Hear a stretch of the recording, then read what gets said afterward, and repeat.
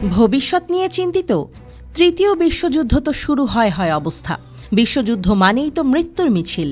প্রথম বিশ্বযুদ্ধে 40 মিলিয়ন সামরিক ও বেসামরিক মানুষের মৃত্যু হয়েছে, আর দ্বিতীয় বিশ্বযুদ্ধে জীবন গেছে 60 মিলিয়ন সামরিক ও বেসামরিক মানুষের। এবার তৃতীয় বিশ্বযুদ্ধ আরম্ভ হলে কত মানুষের জীবন যাবে? পৃথিবীর মোট জনসংখ্যার 3 ভাগের 1 ভাগকে তৃতীয় বিশ্বযুদ্ধের পরে আমরা পাব না।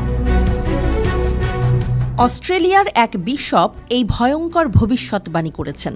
সোশ্যাল মিডিয়ায় ভাইরাল তার ওই বক্তব্যের পর অনেকেরই মন খারাপ, বিষণ্ণতায়ও আক্রান্ত অনেকে।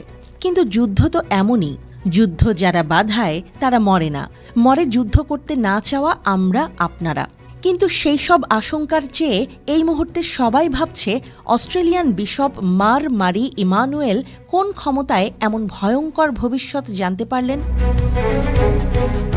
সিডনির বাসিন্দা বিশপ মার মারি ইমানুয়েল সম্প্রতি সামাজিক যোগাযোগ মাধ্যমে পোস্ট করে জানান, তৃতীয় বিশ্বযুদ্ধের ধ্বংসলীলা পুরো পৃথিবী জুড়েই চলবে। বহু মানুষ জীবন হারাবে। ভাগ্যের জোরে যুদ্ধ শেষে যারা বেঁচে থাকবে তারা বেঁচে থাকা নিয়ে আফসোস করে বাকি জীবন পার করবে। প্রচণ্ড আঘাতে পাল্টে যাবে আমাদের চেনা পৃথিবীর চেহারা। বসবাসের অযোগ্য হয়ে যাবে পৃথিবীর একাংশ, কারণ পারমাণবিক হামলা পৃথিবী ও মানবজাতির সবকিছুই বদলে দেবে। আসন্ন তৃতীয় বিশ্বযুদ্ধ শুরুর দায় কার? কার দায় কম, কার দায় বেশি, সেই হিসাব এক একজনের খাতায় এক এক রকম। কিন্তু এখানে যুক্তরাষ্ট্র দায় এড়াতে পারবে না কোনোভাবেই। অথচ কয়েকদিন আগেই দেশটির ফেডারেল এমার্জেন্সি ম্যানেজমেন্ট এজেন্সি নির্দেশিকা প্রকাশ করে পারমাণবিক হামলায় প্রাণ বাঁচানোর তরিকা বাতলে দিচ্ছে। এরপরই অস্ট্রেলিয়ার বিশপের এমন বুক হিম করা ভবিষ্যৎবাণী অনেককেই ভাবাচ্ছে। বিশপ মার মারি ইমানুয়েল এর আগেও ভবিষ্যৎবাণী করেছেন কিনা তা জানা যায়নি। তিনি আগেই পরিচিতি পেয়েছেন ভিন্ন কারণে। বিভিন্ন বিষয়ে তার মতামত এবং নৈতিকতা ও আধ্যাত্মিকতা নিয়ে তার উপদেশ আগে অনেকেরই মনোযোগ কেড়েছে।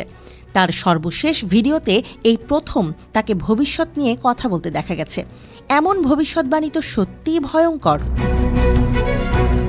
1970 সালে বিশপ মার মারি ইমানুয়েল যখন জন্মগ্রহণ করেন তখন তার নাম রাখা হয়েছিল রবার্ট স্লিমন। অ্যাসিরিয়ান খ্রিস্টান পরিবারের সন্তান তিনি বাগদাদে বড় হয়েছেন।